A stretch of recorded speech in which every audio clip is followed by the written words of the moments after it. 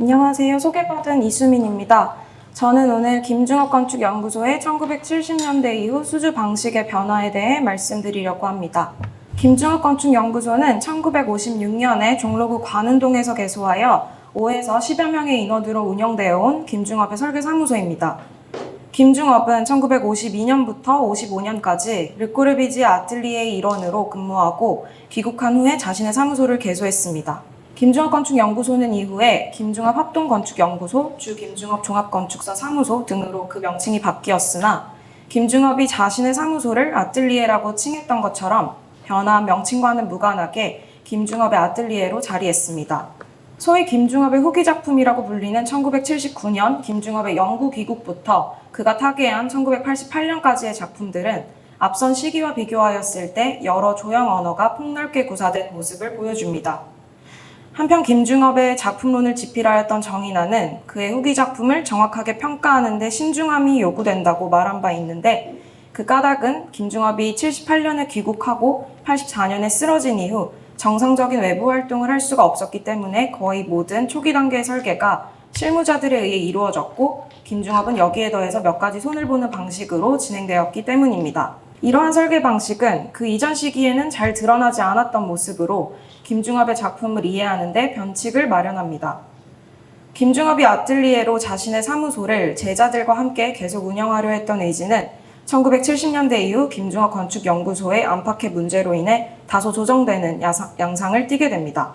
이 발표는 이러한 김중업 건축연구소의 운영 방식의 변천을 살펴보고 김중업 개인의 궤적에 따른 사무소 내적인 문제에 덧붙여 설계 시장의 변화로 인한 수주 방식의 변화를 조명하고자 합니다. 이를 위해서는 김중업 건축연구소에서 근무했던 직원들의 구술을 주요한 자료로 활용하였습니다. 2018년, 19년에 김중업 건축박물관이 진행한 구술 채록 자료와 함께 2022년에는 1960년대 말부터 70년대 중반까지 김중업 건축연구소에서 근무한 이대영과 1980년대에 근무한 곽재환의 구술 채록을 추가적으로 진행하였습니다. 김중업 건축연구소의 설계 방식과 김중업의 관여입니다. 김중업은 1956년에 김중업 건축연구소를 개소하면서 한양대학교를 졸업한 동생 김인업과 서울대학교 제자인 안병희를 불러 사무소를 꾸렸습니다. 이후에 윤도근과 같은 홍익대학교 제자들과 함께 장서군과 같은 한양대학교 학생도 포함되었습니다. 1950년대에 김중업 건축연구소에서 근무했던 조행우와 권희영의 구술에 따르면 1950년대 중후반에 김중업 건축연구소에는 5명에서 7명 정도가 근무하고 있었다고 합니다. 한 명이 하나의 프로젝트를 담당하기보다는 일을 나눠서 다 같이 하는 구조였고 안병희가 실장급으로 각각의 일을 분담해 주었다고 합니다. 김중업이 스케치로 메스를 잡으면 안병희와 윤도근이 평면, 인면, 계획 등을 구체적으로 풀어냈고 그 과정 중에 김중업이 계속해서 피드백을 주고 그것을 수정하는 식으로 설계가 진행되었습니다. 스케치는 설계 초반뿐만이 아니라 공사기간 동안에도 김중업의 아이디어를 전달하는 데 사용되었는데 안병희의 회고에 의하면 약 2년의 주한 프랑스 대사관 공사기간 중에 김중업이 남긴 스케치가 약 1천여 장에 달합니다. 지금 보시는 슬라이드가 이제 그 주한 프랑스 대사관 공사기간 중에 김중업이 남긴 스케치의 일부입니다. 1960년대를 지나면서 프로젝트의 수가 많아지자 김중업 건축연구소의 인원은 10명 이상으로 늘어났습니다. 이 시기에는 여러 사람이 개인적인 친분이나 소개로 짧게 드나들거나 입사한 것으로 보입니다.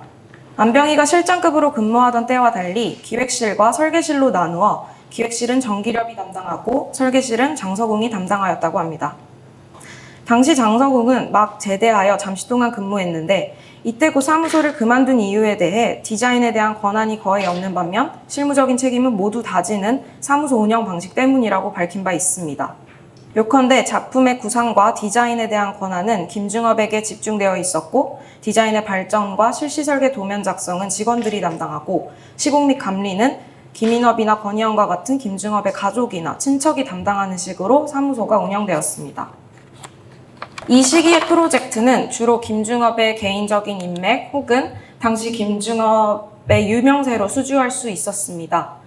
제주대학 본관의 경우에는 주택 설계를 의뢰한 바 있던 당시 학장으로 부임했던 문종철을 통해 수주한 것이고 지금 보시는 한남동 이씨주택을 의뢰한 이기남은 총 3채의 주택 설계를 김중업에게 맡겼고 다른 주택을 수주할 수 있게 연결고리 역할을 하였다고 합니다. 이기남 이후 아나백화점과 아나아트센터 같은 프로젝트도 의뢰합니다. 김중업은 1971년에 광주 대단지 사건이 발발하기 전 도시개발에 대한 국가정책을 공개 비판한다는 명목으로 프랑스로 강제 출국했습니다. 그는 1975년에 미국에 임시 기거하며 프로비덴스의 지소를 개설하기도 했습니다. 1978년에 영구 귀국하기까지 약 8년의 시간 동안 김중업 건축연구소는 권희영과 이대영을 주축으로 유지되었습니다.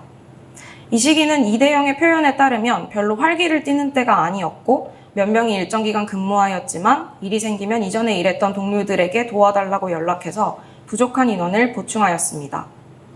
이때는 해외에서의 원격 조정과 좌절의 시기로 김중업 건축연구소는 김중업이 해외에서 보내는 서신과 거기에 동봉된 스케치로 설계를 진행했습니다. 미국으로 가기 전 김중업은 프랑스에서 서울에 있는 연구소로 50여 장의 스케치를 보냈습니다.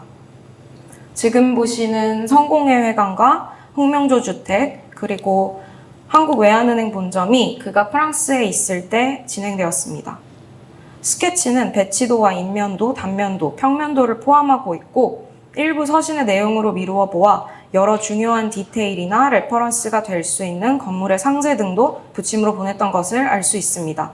서신은 프랑스에서의 설계 진척 상황과 함께 설계안과 관련된 자신의 생각이나 의도를 알리는 내용을 포함하고 있고 동시에 직원들에게 업무를 지시하는 사항이 담겨 있습니다. 특히 한국외환은행 본점은 김중업이 서신을 통해 모형과 드로잉에 관해 매우 자세하게 지시하는 것을 확인할 수 있습니다.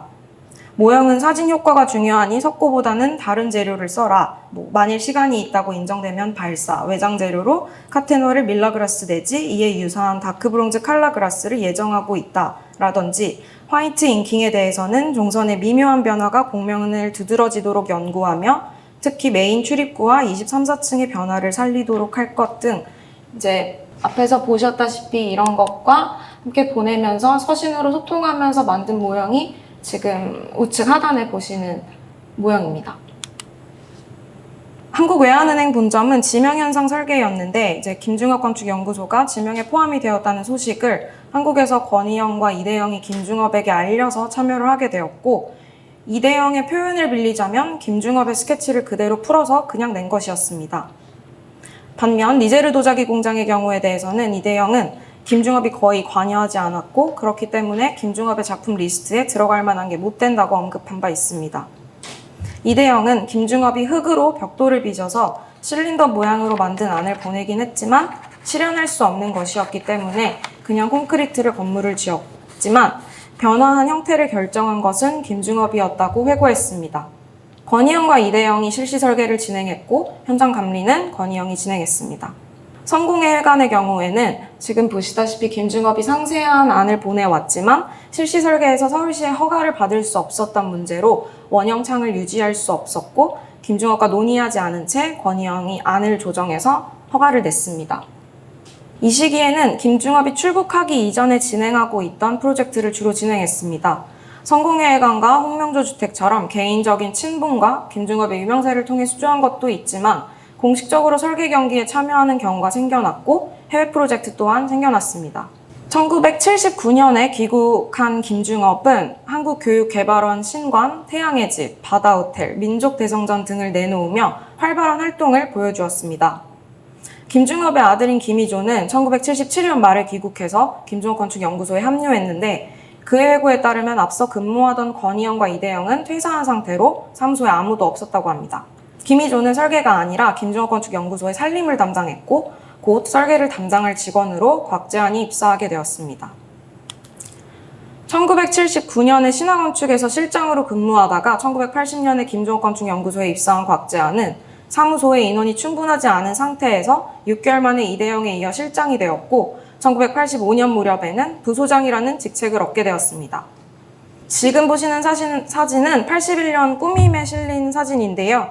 앞에 이제 이강홍 주택 모형이 놓여 있는 것을 확인을 할 수가 있고 우측 맨 끝에 위치하신 분이 곽재환 선생님입니다. 곽재환은 입사하자마자 진행 중이었던 설악 레저타운에 참여하게 되었는데 뒤이어 참여한 명성교회와 마찬가지로 김중업의 스케치를 받아 디자인을 발전시키는 방향으로 프로젝트가 진행되었다고 합니다. 장안재활원으로 김중업의 신뢰를 얻은 곽재안은 실장 직책을 얻었고, 이전과 달리 김중업의 스케치 없이 육군박물관 설계를 주도적으로 진행할 수 있었습니다. 곽재안은 자신이 마련한 안을 김중업의 피드백을 통해 조정하는 과정을 거쳤고, 실시 설계는 유승열이 담당하였습니다. 곽재안에 따르면 육군박물관 이후 김중업의 엄청난 신뢰를 받게 되었고, 그 이후부터는 모두 곽재안이 안을 잡게 되었다고 합니다. 이러한 방식은 앞선 시기에 김중업 건축연구소의 설계 진행 과정에서 김중업이 디자인에 대한 모든 권한을 가지고 있었던 것과는 매우 다른 양상으로, 김중업과 곽재안 사이의 관계는 다른 시기에 실장급으로 근무했던 이들과의 관계도 상이한 모습을 보입니다. 곽재안은 선생님이 나의 클라이언트라고 생각했다고 회고했던 반면, 안병희는 김중업 건축연구소에서 근무했던 기간에 대해 자세한 지도를 받게 되는 계기였다고 썼습니다. 지금 보시는 것이 곽재안이 주도적으로 설계를 진행했던 육군박물관이고, 김중업의 피드백으로 바뀐 부분은 이제 하단에 보실 수 있는 부분인데, 스테인드 글라스가 들어간 부분이라든지 외벽 재료의 선택, 그리고 원래는 안쪽 중정이 일반적인 둥근 중정으로 계획을 하였었는데, 김중업의 피드백 이후 이제 기둥이 쭉 올라가는 형태로 변경을 하였다고 했습니다. 곽재안은 1982년에 사우디아라비아로 출국하기 전 부산 충원탑과 진주문화회관 현상 설계를 주도하여 당선되었습니다. 당선 이후 사이트가 변경되었는데, 그 해에는 곽재안이 부재했기 때문에 김중업이 새로 안을 만들어서 진행시켰습니다. 상단에 보시는 것이 곽재안이 진행하였던 현상 설계 당선안이고, 하단이 실시 설계를 김중업이 진행시킨 후에 개관한 모습입니다. 곽재안은 1985년에 건강이 쇠약해진 김중업의 부름을 받고 다시 김중업 건축연구소로 돌아와 사무소를 이끌었고, 이 시기에 김중업 건축연구소는 수많은 현상 설계를 준비하고 당선되었습니다. 다음으로는 김중업 건축연구소가 아틀리에에서 종합건축사 사무소로 이행하는 배경을 살펴보려 합니다. 1983년 제5차 경제사회발전계획 수정계획에는 1981년에 작성된 제5차 경제사회발전 5개년 계획과는 달리 문화 부분이 처음으로 포함되었습니다. 여기에는 문화를 국가정책의 하나로 이제 전략적으로 간주하고 있는 것을 확인할 수가 있는데, 여기에는 올림픽 대회 준비에 대한 내용이 포함되어 있습니다. 특히 문화시설의 확충과 지방문화의 육성으로 문화예술이 전 국민에게 고루 향유되도록 할 것이라는 목표는 예술의 전당을 포함하여 각 지방의 문화회관과 시민회관이 들어서는 근거가 되었습니다. 86 아시안게임과 88 서울올림픽에 대한 준비는 각종 문화예술 진흥을 비롯하여 경기장, 선수촌 아파트 등의 시설 마련과 원활한 중계를 위한 방송국 설립 등으로 이어졌습니다. 1985년에 김중업의 부름을 받고 다시 김중업 건축연구소를 이끌게 된 곽재안이 진행한 각종 문화회관 현상 설계와 올림픽 선수촌 아파트, 올림픽 세계평화의 문, 국제방송센터, 광주문화방송국, KBS홀, 목포문화방송국 등의 현상 설계는 이러한 흐름에서 비롯된 것이라 볼 수 있습니다. 무수한 현상 설계를 진행하던 무렵인 1985년에 김중업 건축연구소는 주 김중업 건축연구소로 상호 개정을 하였다가 주 김중업 종합건축사 사무소로 재개정을 하게 됩니다. 김중업 건축연구소는 그 이전에 김중업 합동건축연구소로 개정하기도 했던 것으로 확인이 됩니다. 권희영에 따르면 합동건축사 사무소 규정이 1977년에 신설되면서 업무 범위가 제약되자 개정했고, 김중업과 안병희, 권희영이 함께 등록하였다고 합니다. 1980년에 신설된 종합건축사 사무소제는 합동건축사 사무소 규정에 이은 건축사법 개정이었는데, 84년에 4차 개정으로 사무소의 형태를 단독과 종합으로 이원화하고 업무 범위가 제한됨에 따라 김중업 건축연구소도 종합건축사 사무소로 개정한 것으로 추측할 수 있습니다. 당시에는 설계 경기의 참가 자격을 종합건축사 사무소로 제한하기도 하였으므로 김중업 건축연구소는 현상 설계의 참가를 비롯한 기타 수주를 위해 명칭과 함께 사무소의 형태를 달리하였습니다. 김희조에 따르면 김중업이 귀국하자마자 바다호텔, 민족대성전 등을 서둘러 내놓은 까닭은 사무소에 일이 없었기 때문에 자신의 귀국 사실과 함께 사무소를 홍보하기 위함이었다고 합니다. 곽재안 또한 자신이 입사했던 1980년 무렵에 김중업 건축연구소의 재정이 좋지 않았고 거의 소강 상태로 지냈다고 하였습니다. 곽재안은 82년에 출국하기 전 부산 충원탑과 진주문화회관 현상 설계를 당선시켰는데, 이를 두고 그는 자신이 사무실을 운영할 수 있는 먹고 살만한 거리, 일거리를 만들어 놓고 나갔다고 회고했습니다. 김중업의 건강이 악화되는 와중에 지속되어야 했던 사무소 운영에 있어서 현상 설계를 통한 재정의 확보는 주요했습니다. 김중업의 영국 귀국 이후에 김중업은 태양의 집이나 박시우 치과 등 이전에 설계를 의뢰했던 건축주가 재의뢰를 하는 경우에는 앞선 시기와 마찬가지로 자신이 주도하여 진행을 하고 현상 설계의 경우에는 곽재한에게 진행을 맡겼던 것으로 보입니다. 곽재한은 이러한 이행이 김중업 개인의 건강이 가장 크게 작용한 것이라고 말했는데 김중업의 강제 출국 이후에 재정난이 심각했던 때에 설계 시장의 변화를 맞이하면서 여기에 대응하기 위해 사무소 운영의 형태를 조정해 나갔습니다. 정리하겠습니다. 이상에서는 이러한 김중업 건축연구소의 운영 방식의 변천을 살펴보고 김중업 개인의 궤적에 따른 사무소 내적인 문제와 함께 설계 시장의 변화로 인한 수주 방식의 변화를 조명하였습니다. 이상의 논의를 간략히 정리하면 다음과 같습니다. 김중업 건축연구소의 설계 방식은 김중업의 행적에 따라 좌우되었습니다.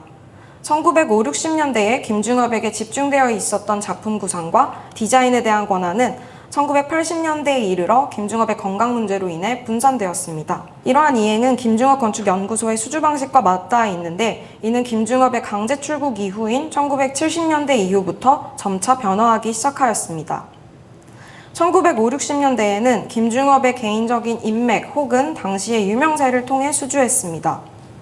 한 명이 여러 개의 건을 의뢰하거나 새로운 건축주를 소개하는 등 주로 개인 간의 연결을 통한 수주 방식이 주요했습니다. 1971년에 김중업이 출국한 후에도 이러한 수주 방식은 이어졌지만 공식적으로 현상 설계에 참여하는 경우가 생겨났고 해외 프로젝트도 생겨났습니다. 1980년대에는 문화가 전략적인 국가정책의 하나로 간주되면서 각 지방의 문화시설 설립과 올림픽 대회 준비를 위해 현상 설계 공모가 늘어났습니다. 재정난 상태에서 현상 설계는 재정을 확보할 수 있는 주요한 수단이 되었고 현상 설계 참여와 기타 수주를 위해 김중업 건축연구소는 명칭과 함께 사무소의 형태를 조정하였습니다. 이 발표는 김중업 건축연구소의 직원들의 구술체록을 주요한 자료로 활용하여 보다 구체적으로 김중업 건축연구소의 운영 방식에 대한 이해를 도모하고자 하였습니다. 그러나 동시에 일정 부분 한계를 가지는데 추후 김중업 건축연구소와 관련한 구체적인 자료의 확보를 통한 보완을 기대합니다. 감사합니다.